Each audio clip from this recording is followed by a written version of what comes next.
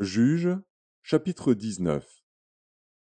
Dans ce temps, où il n'y avait point de roi en Israël, un Lévite, qui séjournait à l'extrémité de la montagne d'Éphraïm, prit pour sa concubine une femme de Bethléem de Juda. Sa concubine lui fit infidélité, et elle le quitta pour aller dans la maison de son père à Bethléem de Juda, où elle resta l'espace de 4 mois. Son mari se leva et alla vers elle, pour parler à son cœur et la ramener. Il avait avec lui son serviteur et 2 ânes. Elle le fit entrer dans la maison de son père. Et quand le père de la jeune femme le vit, il le reçut avec joie. Son beau-père, le père de la jeune femme, le retint 3 jours chez lui.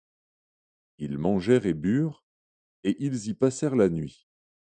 Le 4e jour, ils se levèrent de bon matin, et le Lévite se disposait à partir. Mais le père de la jeune femme dit à son gendre, prends un morceau de pain pour fortifier ton cœur. Vous partirez ensuite. Et ils s'assirent, et ils mangèrent et burent eux deux ensemble. Puis le père de la jeune femme dit au mari, décide-toi donc à passer la nuit, et que ton cœur se réjouisse. Le mari se levait pour s'en aller, mais, sur les instances de son beau-père, il passa encore la nuit. Le 5e jour, il se leva de bon matin pour partir. Alors le père de la jeune femme dit, fortifie ton cœur, je te prie, et restez jusqu'au déclin du jour. Et ils mangèrent eux deux. Le mari se levait pour s'en aller, avec sa concubine et son serviteur. Mais son beau-père, le père de la jeune femme, lui dit, voici, le jour baisse, il se fait tard, passez donc la nuit. Voici, le jour est sur son déclin, passe ici la nuit, et que ton cœur se réjouisse. Demain vous vous lèverez de bon matin pour vous mettre en route, et tu t'en iras à ta tente. Le mari ne voulut point passer la nuit, il se leva et partit. Il arriva jusque devant Jébus, qui est Jérusalem, avec les 2 ânes bâtés et avec sa concubine. Lorsqu'ils furent près de Jébus, le jour avait beaucoup baissé. Le serviteur dit alors à son maître, allons, dirigeons-nous vers cette ville des Jébusiens, et nous y passerons la nuit. Son maître lui répondit, nous n'entrerons pas dans une ville d'étrangers, où il n'y a point d'enfants d'Israël, nous irons jusqu'à Gibéa. Il dit encore à son serviteur, allons, approchons-nous de l'un de ces lieux, Gibéa ou Rama, et nous y passerons la nuit. Ils continuèrent à marcher, et le soleil se coucha quand ils furent près de Gibéa, qui appartient à Benjamin. Ils se dirigèrent de ce côté pour aller passer la nuit à Gibéa. Le Lévite entra, et il s'arrêta sur la place de la ville. Il n'y eut personne qui les reçût dans sa maison pour qu'ils y passassent la nuit.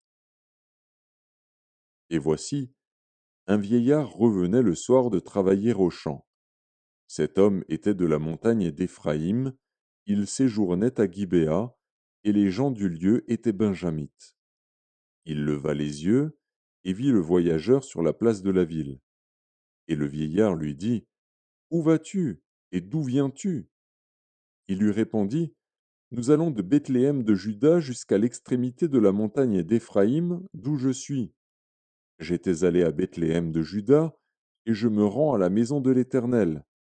Mais il n'y a personne qui me reçoive dans sa demeure. Nous avons cependant de la paille et du fourrage pour nos ânes. Nous avons aussi du pain et du vin pour moi, pour ta servante, et pour le garçon qui est avec tes serviteurs. Il ne nous manque rien.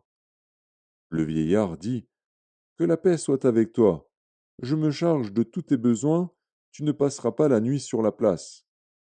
Il les fit entrer dans sa maison, et il donna du fourrage aux ânes. Les voyageurs se lavèrent les pieds, puis ils mangèrent et burent. Pendant qu'ils étaient à se réjouir, voici, les hommes de la ville, gens pervers, entourèrent la maison, frappèrent à la porte, et dirent au vieillard, maître de la maison, fais sortir l'homme qui est entré chez toi, pour que nous le connaissions.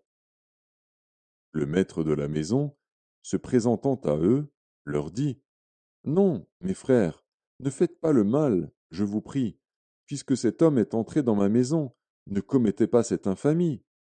Voici, j'ai une fille vierge, et cet homme a une concubine. Je vous les amènerai dehors, vous les déshonorerez et vous leur ferez ce qu'il vous plaira. Mais ne commettez pas sur cet homme une action aussi infâme. Ces gens ne voulurent point l'écouter. Alors l'homme prit sa concubine et la leur amena dehors. Ils la connurent, et ils abusèrent d'elle toute la nuit jusqu'au matin. Puis ils la renvoyèrent au lever de l'aurore. Vers le matin, cette femme alla tomber à l'entrée de la maison de l'homme chez qui était son mari, et elle resta là jusqu'au jour.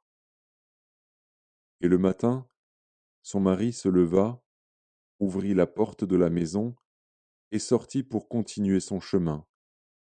Mais voici, la femme, sa concubine, était étendue à l'entrée de la maison, les mains sur le seuil.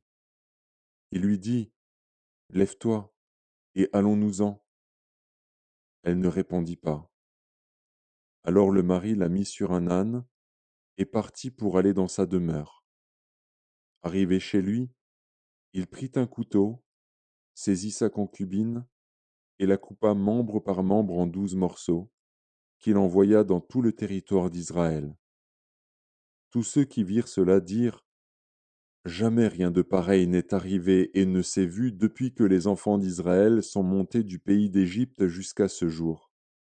Prenez la chose à cœur, consultez-vous et parlez.